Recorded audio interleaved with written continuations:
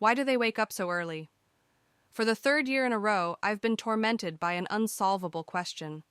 Why, in our seemingly relaxed southern French region, do locals wake up impossibly early, both in summer and in winter? I take into account the mild Mediterranean climate, with no endless rains or bone-cracking frosts. I also note that last weekend France switched to wintertime, turning the clocks 1 hour back. But, hand on heart, don't we adapt to good things instantly, and to bad ones almost never? Spring will bring the reverse change, which my children and I handle with difficulty, while the French, from kindergartners to venerable elders, will continue to rise before dawn with a soft smile and a life-affirming mon petit chou, good morning, little cabbage.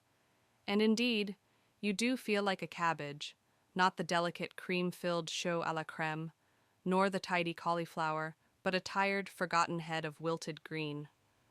By 6 or 6:30, everyone is on their feet. To get up early in Provence means before 5. I woke up early. At 7 sounds like a bad joke. In my Russian-speaking circle, there are early birds too, but they fall into two clear categories. 1. The ultra-over-superachievers, hardcore athletes, clean-eating zealots, the ones who replace dinner with meditation, lunch with a run in the snow wearing shorts, and holidays with mountain treks in Nepal, New York marathons, or finishing a longevity book in a bathtub full of ice. 2. The workaholics, operating 24/7 with full commitment, answering emails at 11:45 p.m. on Sunday, and catching flights to another continent at 5 a.m., Monday, or scolding employees for being late to their shifts. A separate species, farmers, of course, so that we may eat and drink well. They rise with the roosters in every country. Both my nanakes, Tatar grandmothers, who had a barn full of animals, hectares of potato fields, and 4 children each, did exactly that. All the others, my Russian-speaking friends, sleep deeply and sweetly, especially on weekends and holidays, unless burdened by 3 cows, a newborn baby, or a 30,000-employee corporation on their conscience. I'm not sure which is heavier. In France, absolutely everyone, even the so-called déclassés, drinks coffee at dawn, socializes, and plans the day ahead. I've seen a similar phenomenon in Germany and the Netherlands, but there, you could forge nails out of those people. They bathe in the freezing sea for 3 or 4 generations, ride their bikes through snowstorms, and the moment the sun dares to show in January, they strip to t-shirts and set up a picnic.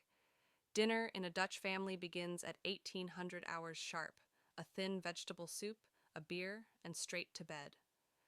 Dinner in a southern French family starts at 8, a piece of bread with butter, an appetizer, a main course with wine, and at least a small dessert.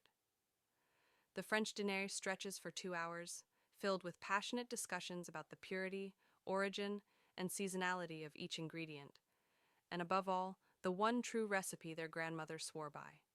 It continues with coffee, a cigarette, a little digestif to aid digestion, and another glass simply for pleasure.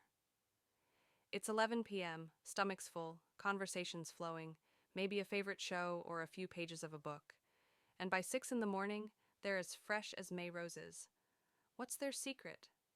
For me to wake up at 6 without the heart-wrenching wail of an alarm, I'd have to fall asleep at 8.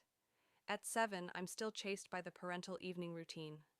If I must catch a night flight to Beijing, I can rise at 3, but to call that life would be an exaggeration.